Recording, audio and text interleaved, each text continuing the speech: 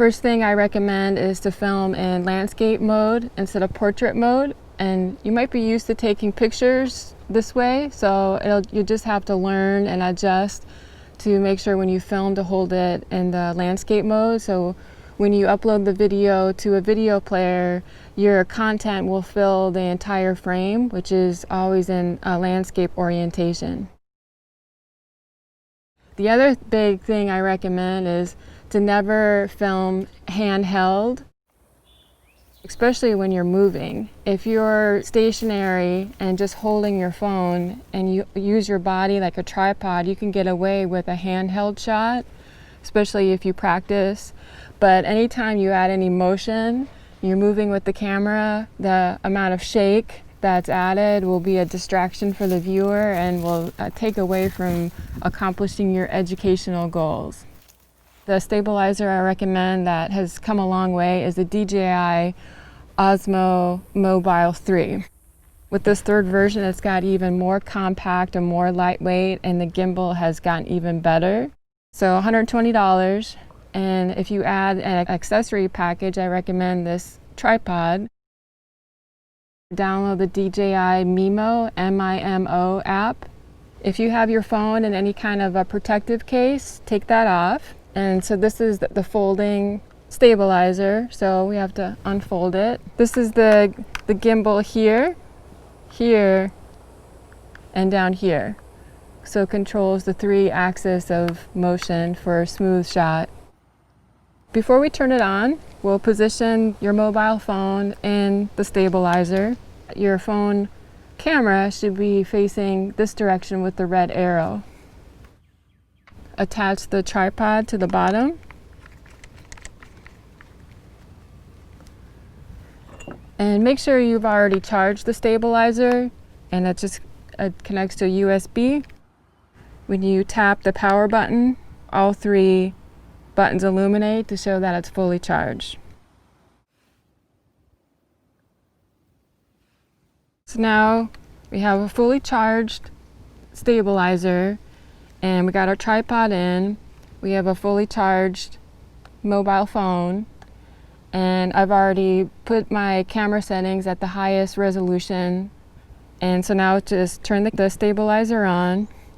You hold this button with the M and the power symbol, and it defaults to go into portrait mode, but remember we want to film in landscape mode, so hit that M button twice and it goes into landscape orientation. Connect to the DJI Mimo app, and it connects via Bluetooth. It's default to video on my mobile phone, and if I hit this M power button, it'll switch to photo, but I'll switch back to video and hit this red record button to start filming. There's different settings here on the DJI Mimo app. First is your resolution in frames per second. Make sure that's set at the highest setting. Right now I have my exposure and focus set to automatic, but we'll talk later. There will be times when you'll want to control that when you have a challenging range of exposure with high contrast. You can go into these additional settings and you can control things like the zoom speed. You can make that slower or faster.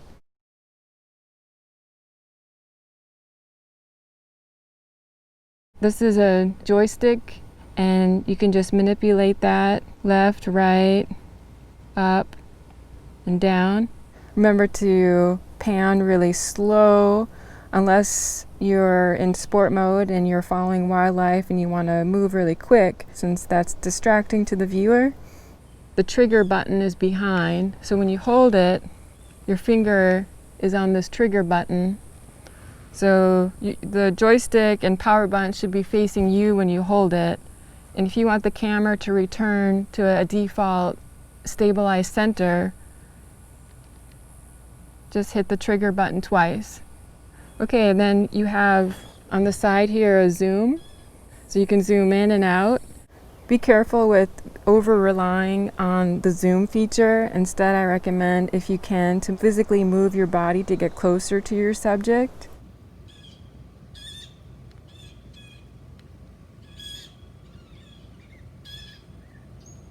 You'll notice as I move it around, it's not very responsive. There's a delay, especially with a fast movement.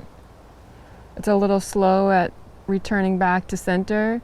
So you can enable sport mode. So to enable sport mode, this trigger button back here, press 2 times, and on the second time, hold it down. On the screen, it'll say sport mode enabled. Then that has a very quick response time. So if you're following some quick action or an animal and you want the stabilizer to move quick, enable sport mode. When you release the trigger, it'll just go back. It'll disable sport mode and go back to your regular shooting. You can turn one press active track on. That means that when you press the trigger button once, you can enable the active track.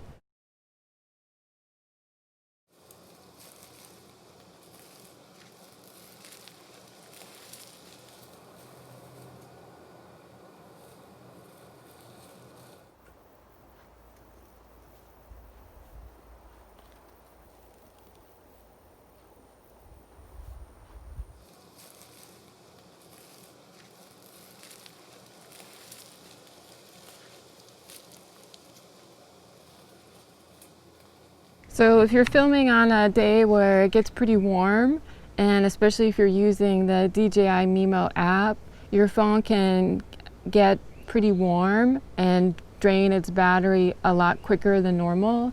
So another option you have is, since the stabilizer has a lot more power storage than your mobile phone, you can connect your phone to the stabilizer using your phone charger.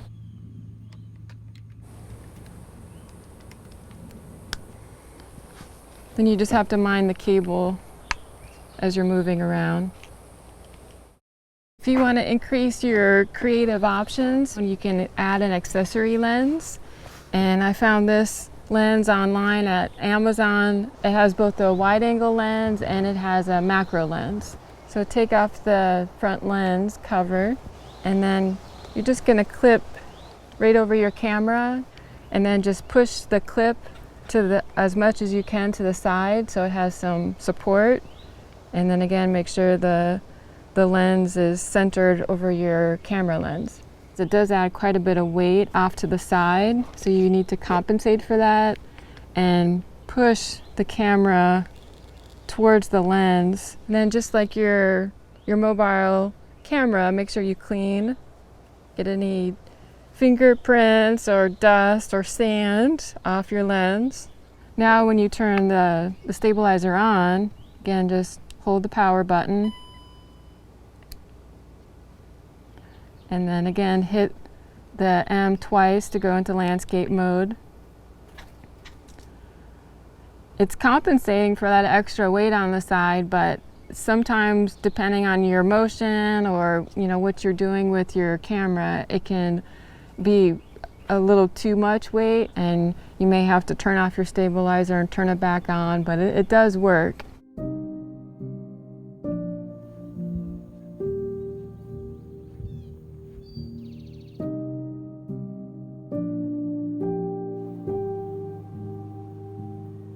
So to use the macro lens, all you do is unscrew the wide angle, and that's the macro.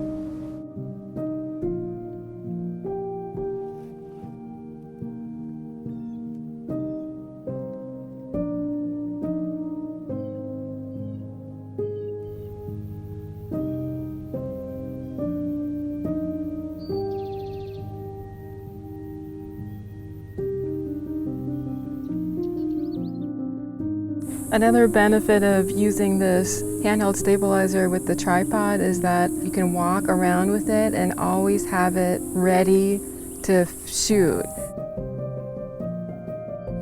And that's what happened when I was filming the Archbold video. As I was leaving and thought I was done shooting for the day, this pair of common nighthawks started flying right over me So not only was my camera out and ready, but it was connected to a stabilizer, which was the perfect way to move my camera along with their flight to get this shot.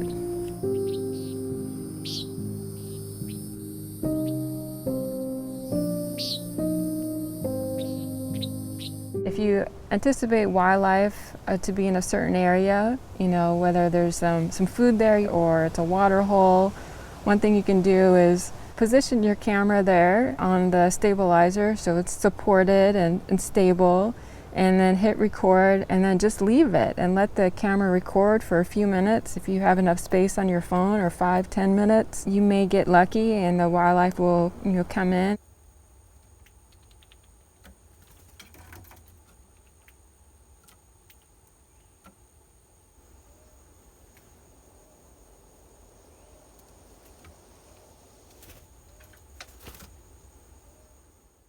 Make sure if you use the time-lapse or slow-mo feature on your phone that you do it for a purpose. So in the Archibald video, I wanted to show the soil crust, and this would have been a long shot just to show me digging in the sand to reveal the soil crust. And I used the slow-mo feature at 120 frames per second. Most camera phones you can't record at your highest resolution, like 4K, and use slow-mo. Maybe the new iPhone 10s or other Samsung phones you can. For everything you're shooting, consider to get close to it so people can see it and appreciate it, but then pull out a little wider so people can see that in the context of the ecosystem. Remember to mix up the camera angle, and, you know, to go low if your subject is down low, to go high if you give a different point of view of the ecosystem. Remember, if for a challenging exposure where you're going to include both dark and light, especially in those reveal shots, to lock the exposure on your phone. Hold down on your camera screen at the spot where you want to lock focus and exposure. You may need to experiment with it to get it just right. And if you're using the DJI Mimo app, you can switch from auto exposure to manual exposure and then dial in the exact settings that you want in that challenging lighting situation.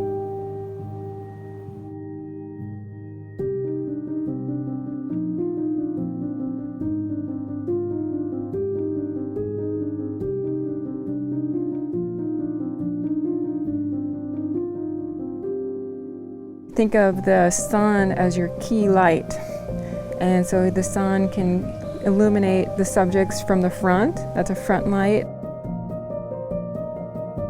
from behind, backlight, from the side, which is a side light. And watch your shadow. When the sun is low and you put your body between the sun and your subject, you're going to show your shadow, which is distracting. Try to tell a story with each shot that has a representative foreground, something in the midground, and something in the background. Be aware of the colors, be aware of lines and forms, the symmetry for the aesthetic, but I recommend just to find your own style. Every artist, filmmaker, photographer has their own style. So whether you like to have some things out of focus or you like positioning things off to the side, there's no rules. You can capture what satisfies you internally for the aesthetics. And just like being a good naturalist, be observant of your surroundings, be aware of the light, be aware of the wind, be aware of the wildlife around you, and adjust to that. Remember to practice your shots before you get them. Then after you think you got the shot, always go through your footage and confirm. Think of audio as a separate shot. Most of the audio you capture in the course of filming won't be usable. So you can go out early in the morning, whenever the wind will be low to not distract, and then just capture the audio with your camera microphone. And for that you can use an app like your voice memo or any other audio recording app on your phone. If you're recording an interview, do the interview in an area that's sheltered from the wind, or to do the interview before the wind picks up. Position the microphone so that the wind is to your back. And then the other thing is to have a wind screen. But sometimes it just gets so windy, it's just not even a good idea to film in those conditions if audio quality is an important part of what you're trying to achieve.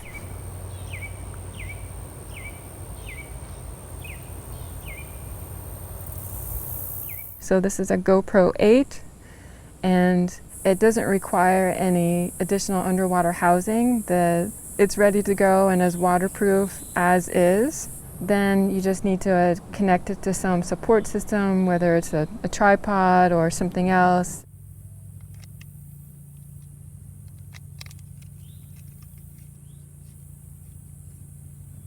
Make sure you've charged the battery, you have your flash card is in there and it's been formatted.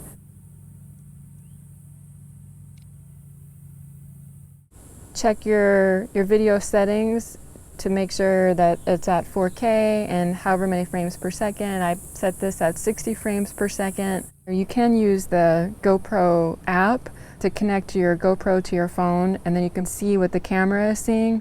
Through experience and practice, you will be able to position the GoPro, to make sure it's balanced horizontally and the tilt is just the way you want it. So then just hit record and step away and see what appears in your underwater shot.